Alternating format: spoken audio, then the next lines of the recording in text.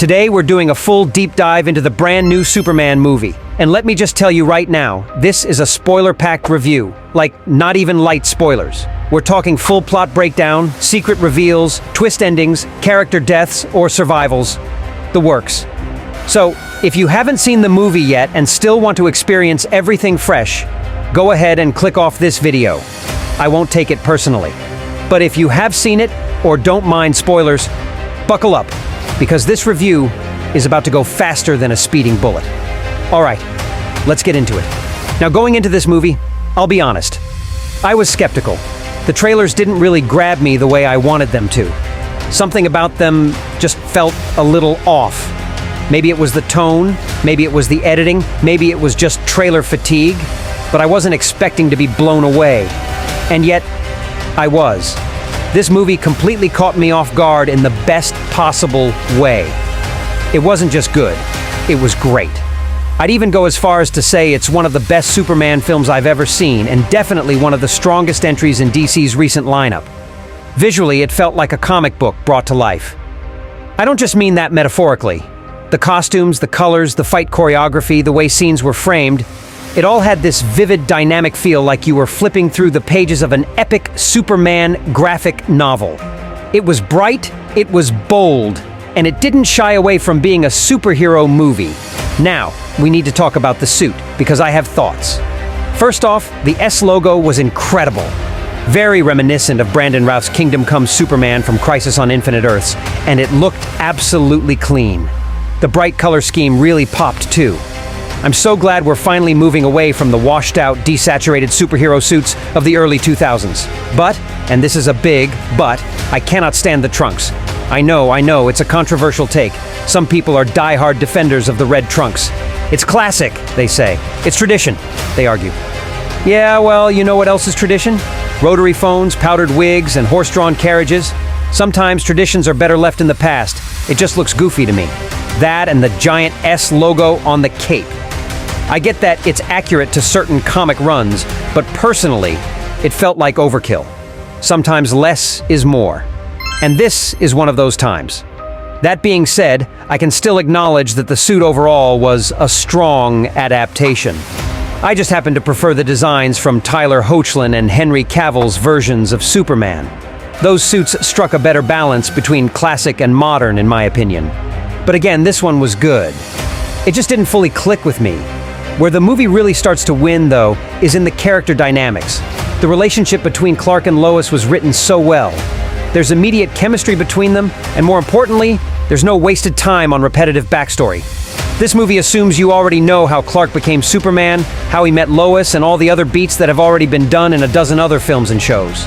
They skip the destruction of Krypton, the first flight scene, Clark telling Lois his secret, even their first date. Instead, we jump into a world where they're already together, already in sync, and the story moves forward from there. It's bold, but it works. It lets the movie tell a fresh story without retreading the same ground. And honestly, we need more superhero movies to trust their audience like this. One of the absolute best things about this film is how much action it packs in. This movie does not slow down. There aren't 10-minute scenes of people arguing around a table or philosophizing about what it means to be a hero. This isn't Batman v Superman, Existential Crisis Edition. This is Superman flying, punching, saving, and soaring into danger from the opening act all the way through to the final battle. And the action is phenomenal, well choreographed, beautifully shot, and full of stakes. Another interesting change is how the film handles Superman's parents. Usually, Jonathan Kent has to bite the dust in some poetic or tragic way to teach Clark about sacrifice. Not here. For once, both of Clark's Earth parents are alive and well, and I found that refreshing. It's a small detail, but it helps set this version of Superman apart and makes the emotional stakes feel a little different. Let's talk about Lex Luthor. Because this is the best Lex we've gotten in years. Maybe ever. I'm serious. This Lex is cunning, manipulative, and absolutely diabolical. He's not some edgy tech bro or mustache-twirling businessman. He's a mad scientist, a strategist, a nation-toppling genius who's one bad day away from ruling the world. His plan in this movie? Absolutely wild. He literally manufactures a pocket dimension, and not just as a science experiment. No, Lex uses it as a prison for people, like some twisted Black Mirror episode.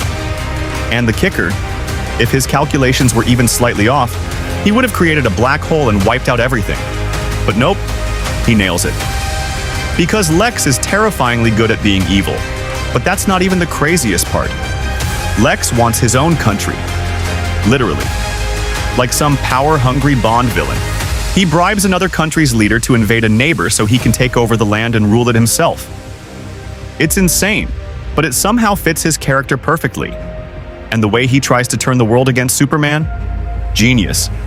He manipulates a message from Superman's biological parents, one Clark hasn't even seen the second half of, and makes it look like Superman was sent to Earth to conquer it. That twist was so unexpected and added a whole new layer to the conflict. And let's not forget about Lex's private army. That man had like 30 people on payroll working to take down Superman. 30. This wasn't just him and some interns in a lab. This was a full-blown operation. Usually Lex just hires one or two sidekicks, but here? This was a squad. A real dangerous supervillain squad. Speaking of villains and side characters, Metamorpho. We didn't get a ton of screen time with him, but what we did see was awesome. His ability to transform into different elements was used creatively, especially when he turned into kryptonite to imprison Superman. That was a slick move. Hopefully we get to see more of him in the future because he clearly has potential. And yes, I'm absolutely hoping for a sequel. After a film like this, it would be a crime not to continue the story. And now, Ultraman. If you're a comic book fan, you know the name. If you're not, welcome to the dark mirror world of Superman. Ultraman is essentially an alternate version of Superman from another reality, and the way the film introduced him was super clever. His arrival raised the stakes and gave Superman a powerful enemy who's basically his equal, but twisted. It made for a brilliant third-act conflict. Then we had the Justice Gang. Yep, that's what Guy Gardner calls them. Not the Justice League, but we'll get to that in a second. They were an odd bunch of heroes, and honestly, when I saw the lineup, I thought, really? These guys? But they made it work. Mr. Terrific was the standout for me. Compared to his Arrow version, who had some floating balls and could throw a punch, this guy was flying, commanding his own tech ship, and genuinely holding his own in combat. It was a glow-up of epic proportions. And Guy Gardner? Hilarious. His Green Lantern was funny, cocky, but also extremely effective with his ring. We need more live-action Green Lantern content like this. Let's talk about the humor for a second, because it actually worked. A lot of superhero movies these days either go too hard on the jokes, cough Thor cough, or get so serious you forget there's even joy in being a hero. This movie found that balance. It was genuinely laugh-out-loud funny at times, without ever feeling like a parody of itself. The fight with the kaiju, that big monster, was visually stunning. So was the entire film, honestly. The CGI was crisp, the colors popped, and the cinematography made every punch feel like it mattered. And the final act? Intense. Superman was juggling so many threats at once. Fighting Ultraman, facing off against the Engineer, trying to prevent Metropolis from literally being split in half by Lex's dimension tech, and stopping a full-scale war from erupting halfway across the planet. It was insane, chaotic, and brilliantly executed. Oh, and I have to nitpick one thing. Where was Clark Kent? Like Superman disappears from the world, and no one at the Daily Planet wonders where mild-mannered reporter Clark went? Not Perry White, not Jimmy, not anybody. Come on, the guy doesn't even call in sick. That part stretched the suspension of disbelief a little far for me. But Daily Planet stuff aside, the cast was solid across the board. Jimmy Olsen was fun, Lois might honestly be the best we've ever had in live action, and Perry White was a strong presence. Cat Grant didn't do much, and Eve Teschmacher felt like more of a plot device than a character. But it all worked. And now, the ending. Supergirl shows up, and she's a party animal. No, really, she goes bar hopping across galaxies. What an introduction. It was wild, unexpected, and I'm honestly still trying to figure out if I love it or hate it. One thing I do hate though, Krypto being her dog. Number just no, Krypto has always been Superman's dog. Comics, cartoons, Smallville, you name it. He's Superman's best friend. Don't try to retcon that movie, I'm watching you. Still, overall, this movie's a 9 out of 10 for me. A couple weird character choices, some suit nitpicks, but nothing that took away from the experience. Superman was amazing. Lex was terrifying and brilliant.